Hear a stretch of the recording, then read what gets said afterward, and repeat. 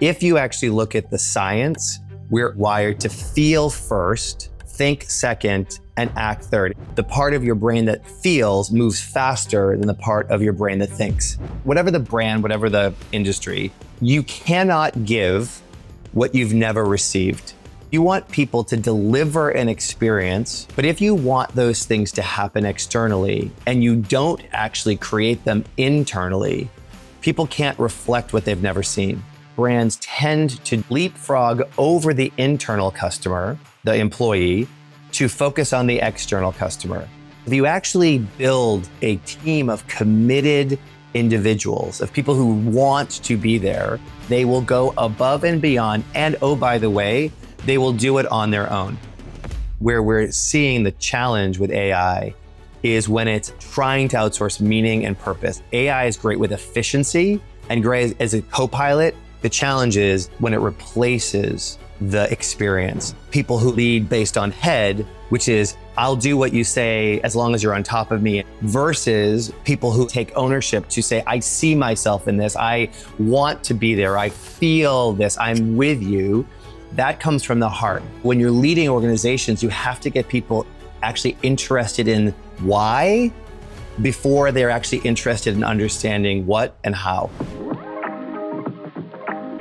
Welcome back to Experts of Experience. I'm your host, Lacey Peace, and today I'm joined by Matt Marcotte, author of Built on Belief and founder of M2 Collaborative. Matt has spent more than 3 decades building, scaling, and advising brands, including working across 200 plus companies during his time at Salesforce. What I love about Matt's work is that he doesn't just talk about experience in theory. He's obsessed with how humans actually behave, how belief, emotion, and culture drive what customers and employees do when no one's watching. Today, we're learning a mental model you can reuse immediately to elevate your CX, EX, and frankly, all your human-to-human relationships. So Matt, welcome to the show. Thank you so much. It's so great to be here, Lacey. Before we dive into all the stuff that I know we're going to be covering today, Matt, I kind of wanted to take you on a down memory lane with me for a second. So imagine me, young, 19-year-old, in my first Econ 101 class. And I'm learning about what we call the rational consumer, as we've probably all experienced in business courses, right? And it's this idea that there is this human that's perfectly logical who makes decisions based purely on price signals and incentives. And while I loved economics and I really enjoyed that class, I never thought that that made sense to me. Humans are just rational beings that act in this way. So I'm curious for you, was there a moment either in education or in business where you're like, this is kind of a weird assumption that we're making? I was actually an econ major. Wow, perfect. so I know that theory very well. But it's interesting. There's another theory in econ that is actually very specifically based on financials. And it's the curse of the middle class, they call it. And so essentially the theory is it's about being risk averse. And people who have no money are not as risk averse because they have nothing to lose. People who have tons of money are not as risk averse, right? Because they have tons of money. And people in the middle are very risk averse because 10% change in their salary affects how they can support their families and all those different things. And so to me, I've used that for years because I think it speaks to, even though it was a financial model, the risk part of it was emotional. And you realize that people really do make decisions emotionally first and intellectually second. So even in a quote unquote science that was very much based on supply and demand and all the different formulas that, as you said, would be rational, so much of what we do is based on how we either feel or how we see ourselves in a way that is not rational first. So I think for me, those were the early forming kind of ideas in my head that really helped me to kind of find my way into what I do today. So give me a little bit more scope of kind of your career from there. What was the career arc and how did you end up? I know you ended up at Salesforce and then obviously writing this book. Yep. So I spent 30 years in the retail world. And the great thing was I was able to see different parts of the business, meaning I did department store. I went to Gap and did specialty. I was at Apple to do technology. I went to Tory Burch, which was aspirational luxury. I then ended up at Bergdorf Goodman, which was obviously luxury. But the idea was for me, as I kind of look backwards in my career, I was really fascinated with why people behave the way they do. So I refer to myself as a consumer anthropologist. Oh, that's such a cool title. I know, right? I've given it to myself. I really try to understand why people behave in the ways that they do. And from a brand perspective, how do you find ways to connect better with the customers that you want to be connected with, to create relationships where they become the advocates for your brand? Apple obviously is probably the best example of a culturally relevant brand where people, they were obsessed with Apple in so many ways that were just emotional, right? So how do you scale culture when we have explosive growth? And then when I went to Tory, I'd never worked for a privately held company that was small. So how do you actually take a founder-led company and help to build that company without losing the DNA of the founder's kind of belief system? And, there was explosive growth as well. And then at Bergdorf, it was how do you take this venerable, probably one of the most valuable luxury assets in the US, if not the world, and how do you reinvent a stale brand in a way that doesn't alienate the core customer, but brings it into the world in a modern way so it can actually continue to be relevant for years to come? The reason I moved to Salesforce was because the world, as we all know, was going technology, and really It was becoming a bigger and bigger conversation. And one of the things about retail is they have champagne taste and beer budget. So there's a lot of talk about technology, but not a lot of investment, or hadn't been. And I was like, if this is the way the world is going, I need to learn, and I need to become more fluent in what it means to be a technology player. And so I was able to move over there and lead what they call the industry advisor team, which is a bunch of people like myself who came from owning P&Ls. And we served in this kind of consultative role where we helped to make the case for change to the partners across different industries. And then I kind of decided that I really wanted to do what I'm doing now, which is how do you unleash human potential? So I really help leaders, teams, brands find their voice, get super clear on their North Star, and then how do you scale culture in a way that actually gives you repeatable and profitable results? What I love about the through line of your career is this call back to the core, like, what do humans care about? Where does this emotional pull, the belief culture come from? But then you don't leave it there. You're like, okay, but how do I scale that? Which is sort of the business function of how do I take that and go with it? Because a lot of people like to talk about emotions and human psychology and talk about how they fold that into their business. But I think it's really difficult in action to take those beliefs and understandings and actually scale them across organizations in a way that the leadership team buys into and that the customers buy into. And then, as you mentioned, with one of those brands, doesn't alienate the existing customer base that they already have. Yeah, it's interesting. I refer to what you're talking about as how do you operationalize belief, which seem like the biggest oxymoron. Like they should not go together. But to your point, it's critical when you're running businesses to figure out how to drive results. And so what you're saying is so true. It's how you drive those results and why those results happen. That's the really interesting part to me, because the more you understand motivation and the core of what you're trying to actually do, the more you can actually control it, and the more you actually can intentionally help to drive and deliver on it. Yeah, absolutely. Well, I want to get into the framework that you have in your book. My brain, and this is just proof of what you're saying, my brain keeps messing it up. I keep thinking it's head, heart, hands, but it's heart, head, hands, right? And even whenever you Google it, it'll flip them around. It reverses them. It'll take the heart and put it second and the head first. So I'm curious, why does this order matter so much to you? I think for the reasons we just started talking about, if you actually look at the science of how people's brains are wired, we're actually wired to feel first, think second, and act third. In fact, the part of your brain that feels moves faster than the part of your brain that thinks. And so when you think about even just back in the days of the saber-toothed tiger and the fact that something alerts humans to danger, or like something, I don't know what it is yet, but I'm feeling something. Something is making me sit up and take notice. And then what I do is I actually make some sort of understanding of what's going on around me, right? Make sense of it. And then once I understand what that means, then I can decide how I want to act. And so just when you think about the how people are built, that's how we're built.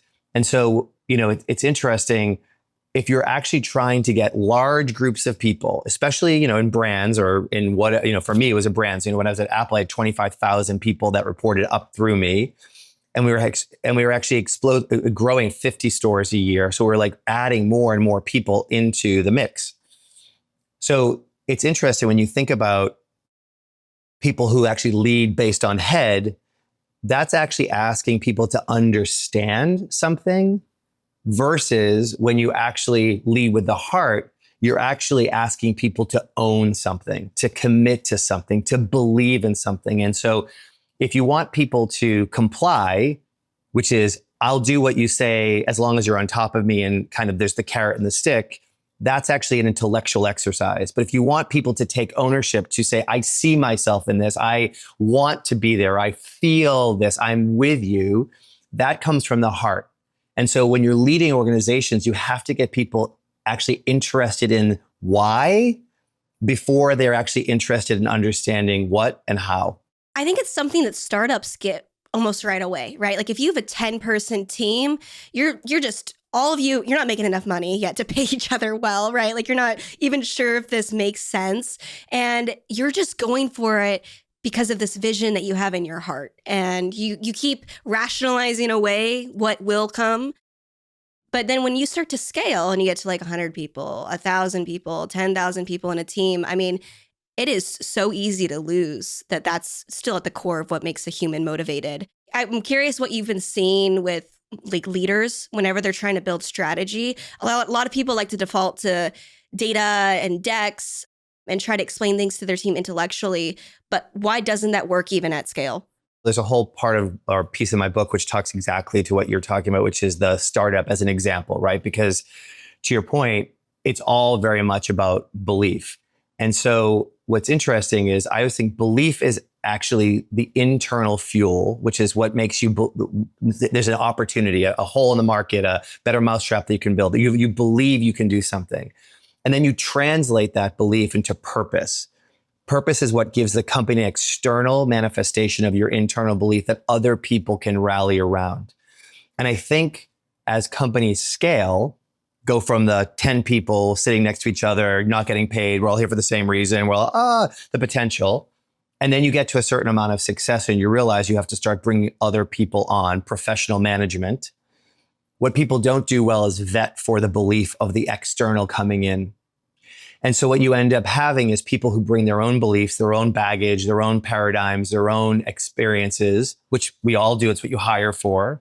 But you don't do this alignment and kind of this kind of how do we integrate both of those so that there's not organ rejection, but there's organ acceptance. And so if you put enough people who are external into the company with these competing ideas or beliefs, what everybody does is actually defaults to the lowest common denominator of a North Star, which is profit. And so this is where metrics start to replace purpose, because we can all rally around a number, but if we all start to say, what are we here for? Why do we exist? You've got 17 different reasons in the room. And unless you actually harmonize those into one, and hopefully it's the same belief that started the company, or at least one that's evolved in a good way, you create a completely different company. But people aren't comfortable with that exercise. It's messy. It feels soft.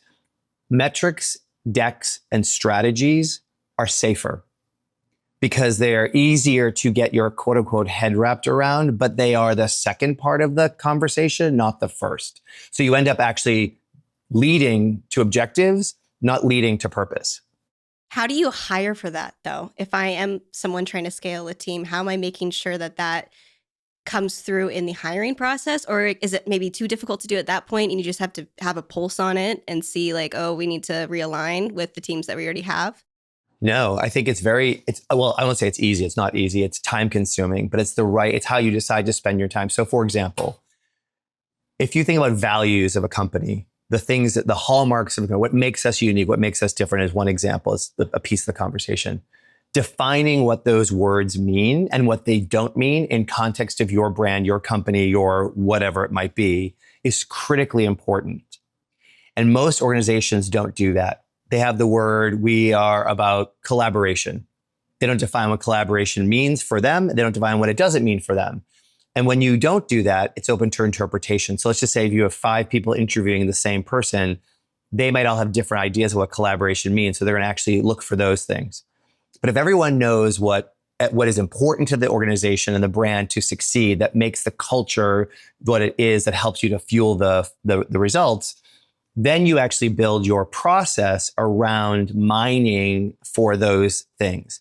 You start asking different questions. You start listening for different answers. You start putting examples like, tell me about a time when, and you allow people to give you kind of their experience and their perspective, but the filters with which you're listening are very, very clear. And what I find is that people tend to interview based on your resume, not on your beliefs. And if you get the beliefs right and the resume strong, that's a win-win, right? You assume people probably have the skills to do what you're asking them to do, because that's why they're in front of you, hopefully, if you vetted the right way. But you've got to then go one step further, which is the bigger, double click up, which is what do they actually believe? So I think most organizations that I've interviewed with, the ones that I haven't worked for, did not do a good job of that. The ones that I did work for, if you listen to who I worked for, they were all incredibly culturally led organizations. Now I'm thinking about, okay, cool, I have this leadership team. Like, let's say I'm already at a point of scale, right? And I maybe didn't do this in the hiring process. How am I aligning the team? Do you have like, I don't know, like questions that you tend to ask leadership teams? Yes. So I think there's 3, I'll give you 3 C's for this conversation, just to make it super easy, which is clarity, curiosity, and connection, as an example. So clarity is, let's get clear on what we're solving for. So to your point, if you have a team that's kind of all over the place, you're not where you want to be. First of all, where do you want to be? What is the stop, back up and say, what does perfection look like? What is our North Star? What is like the ideal situation, the ideal brand, the ideal culture, ideal results, all those things, right? And you do that so everyone's super clear about what it is we're striving for. And then there's a distance between where you want to be and where you are. And that's where curiosity comes in, to really understand from the people that are on the team, how do they see themselves? What do they think the North Star is? Where do they see the opportunities? Where do they feel like we haven't lived up to this? Where's the distance? So you start to get clarity around the work, which is the distance between where you want to be and where you are, right? And what I find is most companies don't do the second part, which is to say, where are we today? They pontificate on the North Star without understanding what they have to do to actually bring people towards it. And then the third piece, once you've done those 2, is connection. And connection means that all the people that have to help to be part of the success of the strategy, of the vision, of the purpose, of all the things we talked about, do they have the tools, resources that they need, and the authority and responsibility they need to be able to do that? Meaning you bring people along with you. You create co-creation. You have people be part of building, because people want to have skin in the game if they're the right people. The ones that don't, then you realize, you know what, this probably isn't for you. And then you have to have the tough conversations about aligning what you want with who you have and what their desires are. What I like about that 3C framework is it also maps almost perfectly to the heart, head, hands conversation as well, right? Yeah. It's, okay, where are we at? What's our vision? Where do we want to go? The heart piece, the head, okay, logically, where are we right now? And how do we get there? And then hands, what do we need to do to get there, right? Correct. Yeah. And you know what I find, Lacey, it's interesting. One of the things that's super important when you're getting people to understand is speaking in language that is relevant to them. And so to your point, I have 15 different ways to say hard head hands, because for some people, they get it. For some people, like, this is way too soft for me. But as you just said, saying it in different ways, it can click for somebody in a different way. And that's the point, is to be able to connect with that person in a way that means something to them, not forcing them to speak your language. No, that's brilliant. Have you noticed any difference between, because you've worked with so many different companies, has there been a difference with certain industries where you're like, okay, whenever I'm working with this kind of industry, I definitely need to like use this language. Whereas whenever I'm working with retail, maybe they're more okay with that like heart, head, hands sound, sound. I'll answer this in two ways. This is my caveat. Leadership is very individual. So there are people that I work with in every industry that get it. There are people I've worked with that don't necessarily get it. There are people who are in the middle. So I don't want to paint with too broad a brush, but if I do, no, I would say that the industries that are more data driven, so think financial services, manufacturing, engineering, a lot of those industries, the currency in the industry is data, logic, formulas, algorithms. And so there's an environment we all live in. Retail, one would think is actually more people focused, but really retail is product focused. So they're not necessarily any more sophisticated. There's usually there's a need to get people who are paid less to do more. So when you're talking about frontline employees, when you're talking about stores, when you're talking about, retail tends to be a lower kind of paid industry in a lot of ways. So the way you actually hopefully motivate people is through culture. So I think there's a reason why you see it maybe a little bit more. But as you start to help them understand the need for reframing based on what they're trying to accomplish, people jump on board. Oh, I shouldn't jump. Yep. People are going to jump on board if they believe it. Not everyone believes it, right? And that's okay. I mean, it's not okay, but Yeah. What I do love is you teed me up perfectly for my next question, Matt, is how do I take this methodology? Because we've talked a lot about like internal leadership, right? Getting your team to believe in something, but how does that actually leak outside of the organization to customers? I have this belief, and it's based on marketing campaign of the 90s for cheese in California. So this is very sophisticated. So everyone listen up. And the marketing to handle was happy cows make happy cheese. And so I don't want to offend anybody by calling them cows, but this is how I would talk to my teams about this, which is, or I would talk to my peers, or I would talk to leaders who I needed to influence to get them to invest, is that you cannot give what you've never received. And so when we want employees at any level of a company, whether it's in merchandising, whether it's in finance, whether it's in engineering, whether it's in the stores, whether it's in e-commerce, whatever the brand, whatever the industry, if you want people to deliver an experience, to deliver some sort of sticky point for your customer to make them want to stay with you. So we all want customers to go from being transactional to loyal, right? We want relationships, all the things people talk about. But if you want those things to happen externally and you don't actually create them internally, people can't reflect what they've never seen. And so what you see brands tend to do is leapfrog over the internal customer, the employee, to focus on the external customer. And then there's this misalignment of, we told the external customer this was going to be your experience. They don't get that experience. They get frustrated. They get angry, and then they walk away. So they're mad at the internal customer. But the internal customer was like, I don't know what to, I'm not given the tools. I'm not given the resources.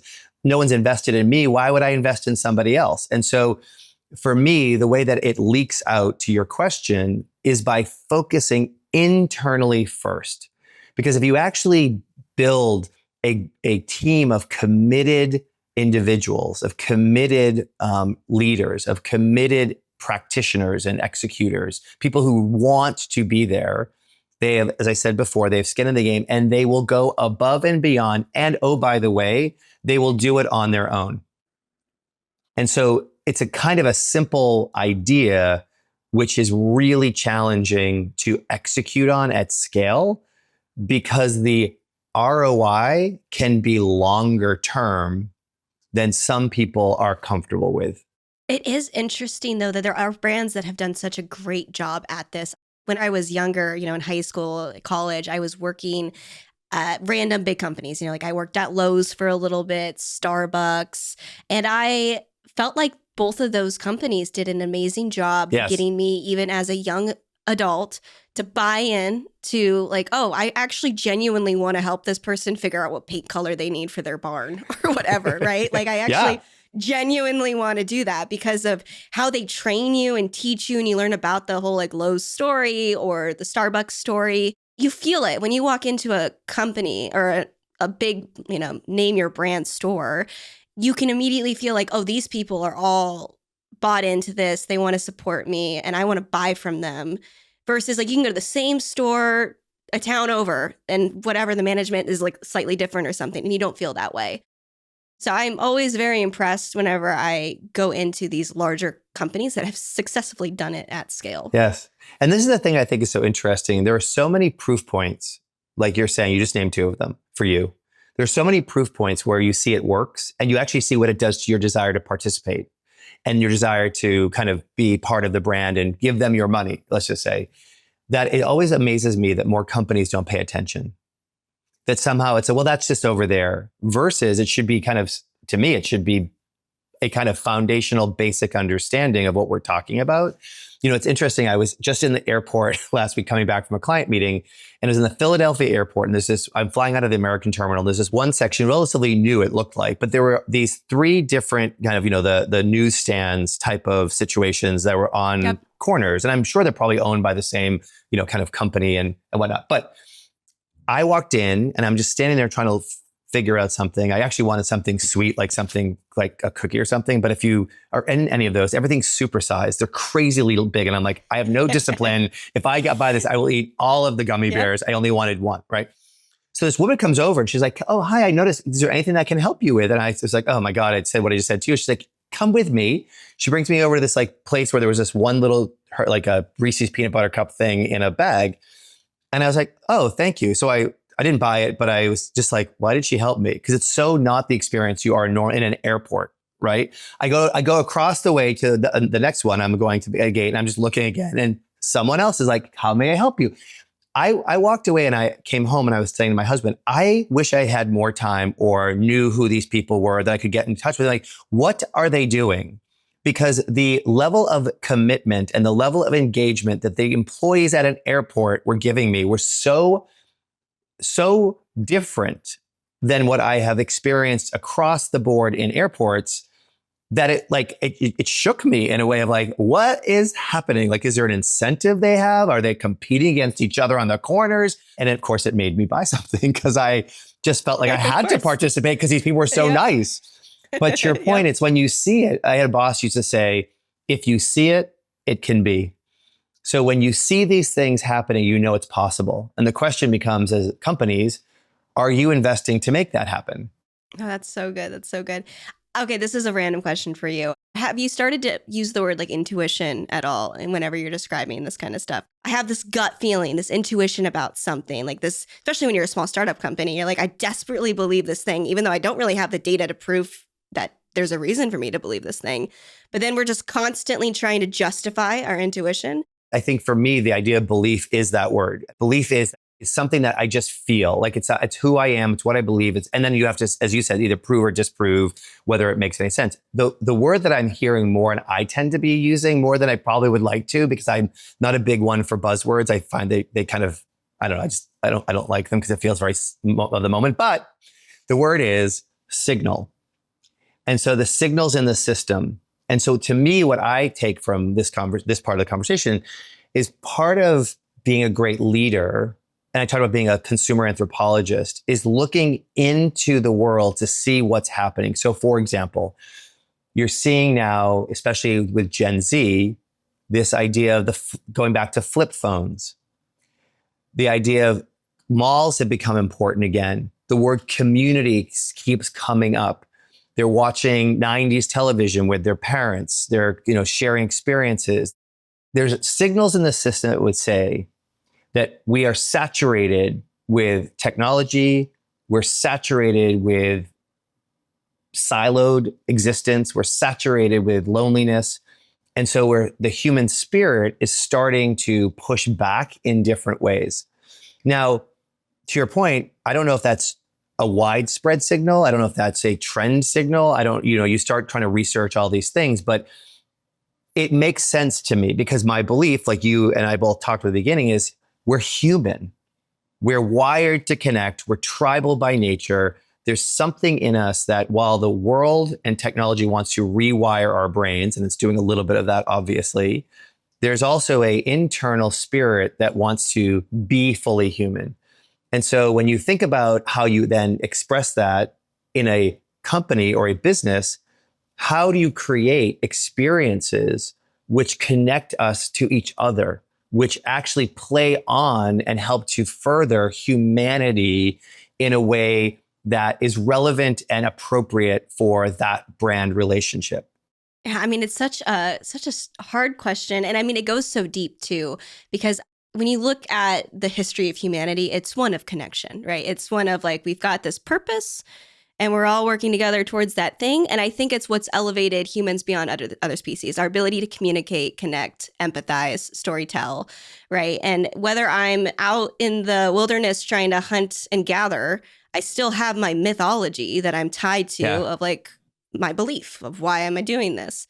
I think we're just going to constantly create that for ourselves. And recently, in the last couple decades, I think it's been through business because we've used to be like people were really into church and all that kind of stuff. But I think now it's more like, okay, there's other places that we're putting our belief into. And so how can companies leverage that to really create a great ecosystem for their employees, but then also, of course, hopefully help the bottom line? I just heard you say it when you actually finished that. And I feel the same way. It's like, you don't want to I don't want it to become muddled and dirty and feel like it's like, we're only doing it for the profit. But the reality is brands are about connection. People choose brands because they see themselves in that brand. They like what the brand stands for. They like the aesthetic. They like the values. They like what the brand's about. I mean, I feel better about buying Bombas socks because they donate one to someone who needs them. Like that's okay. I mean, there's obviously they want me to buy more socks, but there's actually a payoff, which helps humanity as well, right? So to your point, it doesn't have to be either or, it can be both when it's done in an authentic way. But I think one of the reasons profit has become a dirtier word is because people see the way people are getting profit is not with any sort of integrity. There isn't a sharing with. There's a very small group of people that make a ton of money, and then there's the people that don't. I will talk about this idea of belief is that you have to align what you believe with what you say, with what you do, but how you act, your behaviors are always actual proof of what you really believe. And so where I think people get upset is when there's a misalignment of you're saying this, but you're doing this, and I'm not stupid. Yeah. But the companies like the Patagonias of the world who align who they are and what they believe with what they do, people feel great about participating and want those companies to succeed. I don't know if you remember, there was a Black Friday ad, I don't know, maybe 15 years ago. I'm dating myself here, but it was back when newspapers were still a thing. And Patagonia took out an ad that said, don't buy a jacket for Black Friday. Don't buy because they wanted people to keep and utilize what they had. And they also then talked about, if you have an old jacket, bring it into us and we will actually, kind of do something. And they were completely, because of who they are and because people know they have integrity, they knew that ad was actually genuine. I think they had like a 70 or 700, they had some crazy Black Friday weekend because people were like, I want to put my money with that company, not because they asked me to, because they actually did what was right.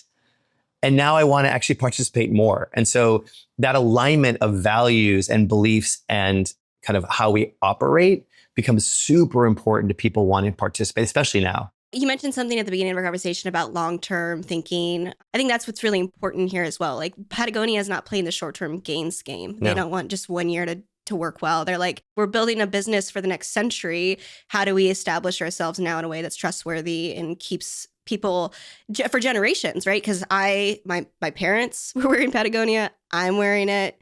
My kiddos are going to be wearing it, like their kids maybe.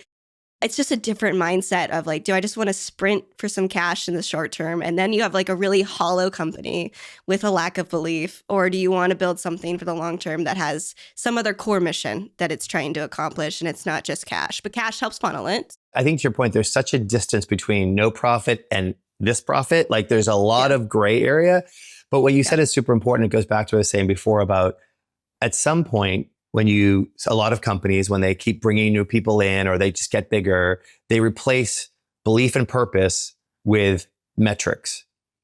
And that's exactly what you're saying, which is, like a Patagonia, at least, everything that we have seen up to this date, is aligned and has continued to be aligned with why they exist, what the purpose of Patagonia, what it means to be profitable as their brand. They define profit in different ways than other companies define profit, right? And so all those beliefs are the filters for decision making. And that's why I said, like, your behavior ultimately shows what you truly believe in, not what you say you believe in.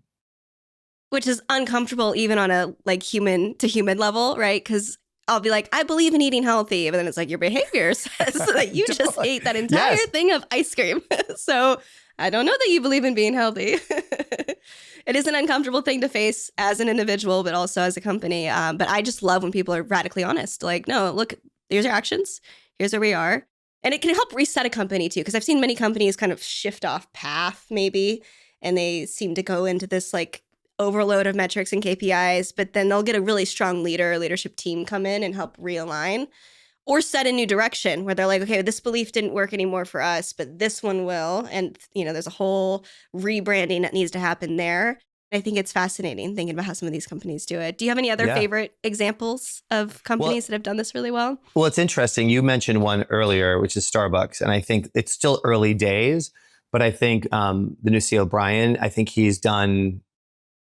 the business has gotten stronger, which is great. And obviously some of that's about, kind of operations and costs and kind of streamlining. But when he came in, one of the first things he talked about in the interviews he was giving was that the company had walked away from the customer experience. When you think about what happened like during COVID and mobile ordering, which was always, the idea of mobile ordering is also a throughput conversation, right? Like stores are busy, dollars per square foot are important. How do you move more people through when they don't actually have to be there? And quite honestly, people didn't always want to just sit there and wait and sit in the, so I understand like the idea of mobile ordering, super great, super important. I do it all the time. It's very convenient for me. But it became so over-indexed on during COVID and the company that this idea of the third place, right? Starbucks was basically home, work, Starbucks. And so the third place was a gathering place, community. People, I remember back in the day, I'm sure you do too, maybe you're one of these people. People would carry their Starbucks cup around after they had finished their coffee and put the coffee from the office in the Starbucks cup because they wanted the association with Starbucks. Right? Those days have gone away. And I think what they're trying to do on their own level, that's why, the whole writing on the cup, which one can argue whether that's actually too manufactured versus being organic or not.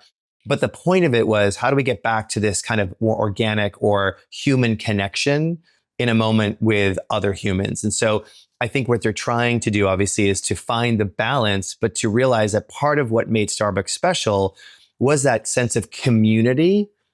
And community, which is an emotional construct, right? A relationship construct, they see the power in driving more participation, more purchase, more loyalty, more profit.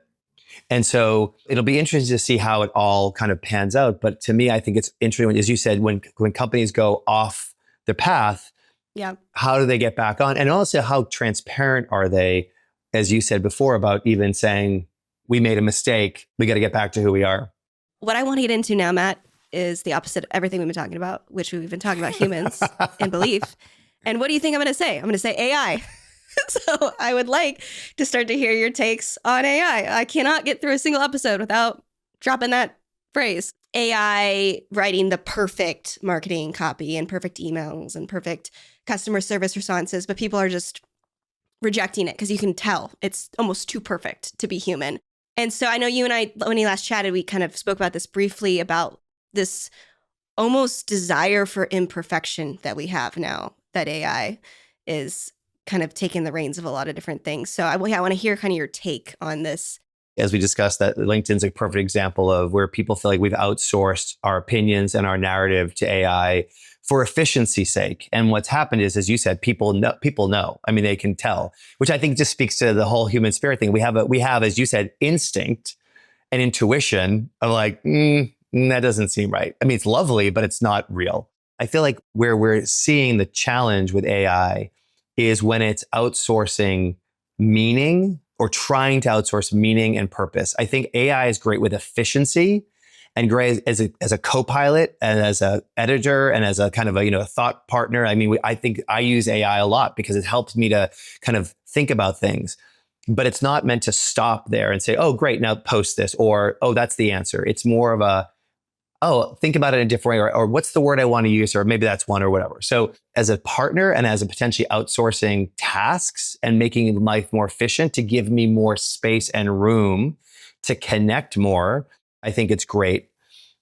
And I think it's important. I think the challenge is, exactly said, when it replaces the experience. And so you're hearing, what you're seeing, as you said, with a lot of people pushing back, is there's been a lot of conversation now about what are the things that make us human. So whether that's emotional intelligence, purpose, meaning, building meaning, being able to, emotional intelligence in the way of being able to understand each other, nuance, all those things are what people are looking for. And in the world of imperfection, like, we were talking before about Etsy, there's all this kind of uptick in like buying crafts or crocheting or all these different little signals again in the system where people are looking for things that aren't manufactured at scale, but are soulless. We want soul. We want that ability to say, oh, I see you, I feel you, I connect with you, I see myself in you. And that's a human experience. And so people, I think, are really resonating more with imperfection. In fact, it's funny, I've started to see, and I don't know if I'm just so close to this in a way of it's in my head. So I'm like, you start to look for the signals you want to see, right? Yeah. Totally, I have my cognitive bias. But but I'm starting to see different creators, and not ones I follow, but sometimes you see them served up to you, all of a sudden talking about the challenges they've had, or this didn't go well, or the video shows them having to do it twice, and I'm like, is that, once again, an artificial construct because they realize that people want that? Or is that realizing that people actually respond better when they see it's what the reality looks like? So I think AI is critically important. I think we all have to learn how to use it the right way. But what's interesting, the way that large learning models work, right, is they actually look back and they actually take everything that's in the system and figure out how to create predictions and all those different things. But it, in some ways, and this is an oversimplification, in some ways it aggregates and generalizes and finds the middle. So what it's actually giving you is the common answer would be, the most likely prediction would be, they're not the ones that are most kind of groundbreaking or the ones that are most innovative or the ones that are most kind of off go on the left side or whatever you want to call it. And so you end up with this kind of sea of sameness and this commoditization of narrative.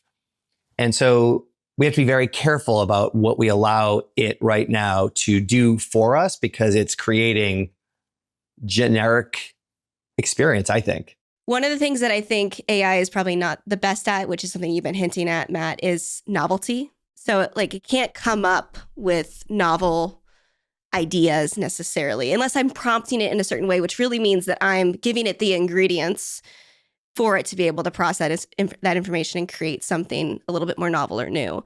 But if I'm not giving it good raw ingredients or creative ideas as the human prompting it, you're going to end up with what you've just said, which is that sea of sameness, right? And I really dislike this idea of not just businesses, but people outsourcing belief.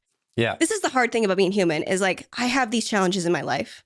And then I have to sit and think about those challenges. And in that process of reflection and sitting with them by myself, maybe journaling or doing whatever, going on a walk, I come up with this idea of, oh, this is how I should have handled that. Or this is what this kind of means. And I create meaning for myself year after year after year that makes confidence in who I am, what my core beliefs are, what my moral compass is. And as a company on a larger scale, it's kind of the same thing that happens, right? Is we faced this challenge as a company when we were little, and now we're growing. And now this is sort of solidifying what I think is important based off customer feedback and all this stuff. But if you're trying to circumvent the long, hard process of creating belief for yourself or for your business by using a tool to condense that timeline down really short, I don't think that you're going to get an output that's actually going to create people a belief structure that people want to buy into over the long term, because it's just artificially created for you. I love everything you just said. So there's so much there we could unpack. So I hope everyone just listen to that, there's two things that I think come to mind first, which is what you said, if we treat meaning or purpose or clarity as a task, we're dead in the water. And the task is when you outsource it for efficiency's sake. It's like, I need to get this off my plate. So let me check. Look, found my meaning, Easy. done. The walk in the woods, the taking the time, it's why they always say, like, when you're in the shower, you have all these ideas come to you because you can't bring your phone in there. But the idea of actually being present and being still and allowing your brain to go, the ideas to go into the subconscious, which is where you actually form what you're talking about, takes time. Like you were saying, I'm sure you've read about this too. Technology, not just social media, but obviously it's a huge part of this. There's so much information coming at us at one time. Your brain has to be able to absorb that information without exploding. So what your brain only has so much real estate. So what it's done, according to the research that I've read, is the frontal lobe, the part of your brain that actually takes in information, has taken more real estate. And where it's taken real estate from is the part of your brain in the back, which actually is where you actually can concentrate. And so when you see people who have more ADD, more inability to sit in the moment, and I'm not talking about people who really have ADHD, I'm talking like the general population, that is a direct result of our muscles are now built to do this fast. The slower is almost, we've lost that muscle and we have to retrain it. So if you've ever been in a meeting, I was just actually in a meeting a couple of weeks ago, and it was an actual session that required people to think. Whenever there was a lull or a break in the session where we wanted them to do something, I would watch, and the majority of people would get their phones out and start scrolling. Yeah. And so that ability, I mean, this was like a 90-minute session too, by the way. This is not like 5 hours. And so when you realize what you said, which is the ability to actually divine meaning, to be able to marinate in ideas, to create something that's actually kind of got some texture to it and some real like kind of heft, requires time. And I think what we're seeing is we are all kind of now rewired to want immediate gratification and not have the ability to actually concentrate or stay in the moment, which is really unfortunate. We're going to rebuild those muscles. Like I've started reading again, reading long form books. Same. Yeah. Because this helps your brain to stay in one place, right? Because I read a lot of articles, but it's a quick dopamine hit. Yeah. And so yeah, for me, that's like, I'm trying to do things like that to reverse the kind of skills or muscles that I built. As a mom, I think about this a lot with kids. I'm like, I want them to build confidence. And I think if we cut too fast to the solution, you don't have the opportunity to build confidence in yourself. It could be as simple as, I need to make a meal for myself. And rather than take the few ingredients in the fridge and throw them together and see what happens, I'm going to Google GPT, send a picture of my fridge and let it, tell me, here's a recipe that you can make, right? But what's going to build confidence and fun and joy over time? So I know that's like, again, a personal example, but I think almost all these things with how we operate on a one-on-one level is, how it applies to business as well. I've always said you don't leave yourself at home and find a different self at work. You bring yourself to you wherever you go. I work with a lot of companies on how do you build strategy, right? Which is essentially this idea of build a bigger idea, but what is it you're trying to accomplish? And what I find is a lot of companies have what I call a bias towards action. And it's that ready, fire, aim mentality. And there's two parts of your brain that work. Let's just, for the ones I'm oversimplifying, but this is kind of true. There's a part of your brain that does the strategy piece, which is thinks about ideas and imagines things and kind of is more expansive. And it's like, what if, and all those different things. And then there's a part of your brain that actually goes to execution, right? The tactics of things. They don't work in tandem, meaning they can't both be open exactly at the same time with the same energy. So as soon as you move from the strategic brain to the tactical logistic brain, the strategic brain shuts down because the energy it takes to do the tactics is more energy than the strategic brain has to be able. So my point is, it's like when you're in a car and you're on the phone with somebody talking and all of a sudden you get off the phone and wonder, how did I end up here?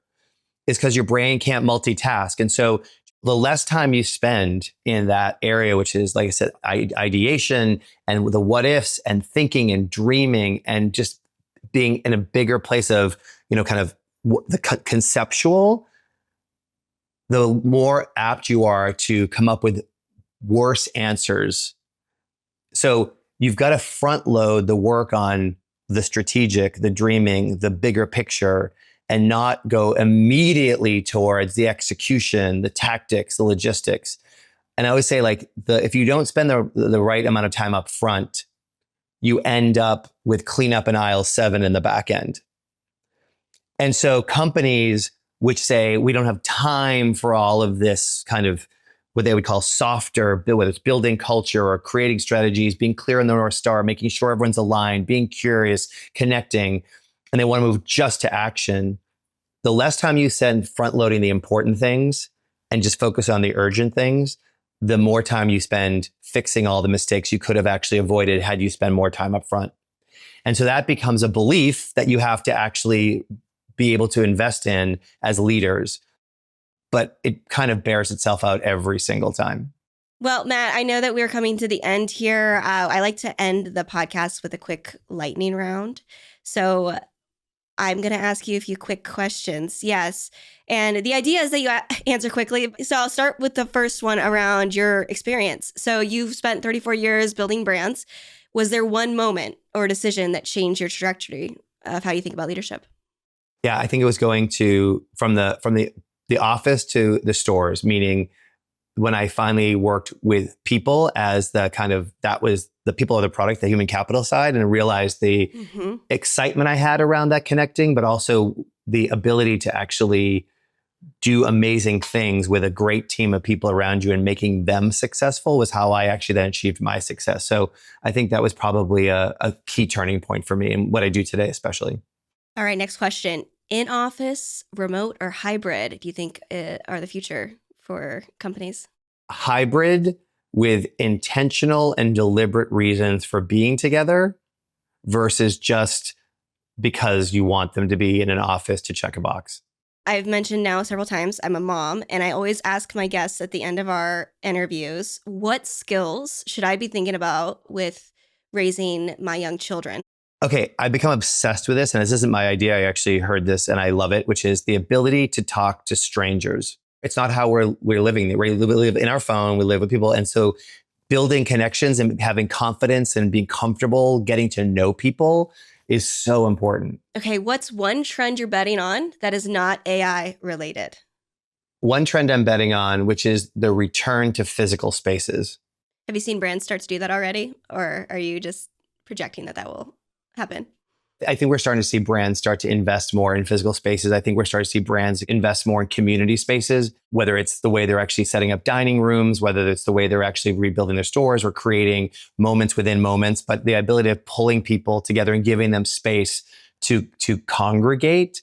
And you're seeing companies do more interesting things, whether it's pop-up concerts or craft fairs or whatever it might be, where they're hosting moments to come together. Dinner parties, like I love some of these dinner parties you're seeing where it's the one long table and neighborhoods are doing it. But this idea of community and connection and physical spaces is becoming, I think, as we talked about before, a antidote to just being in the virtual world.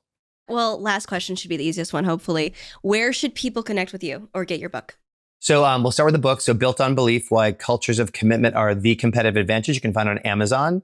That's the easiest place. To get in touch with me, you can write me at matt.marcotte@me.com or go on to m2collaborative.com and send me a message, or matt@m2collaborative.com. All right. Well, Matt, thank you so much for joining us today. Oh, thanks so much for having me.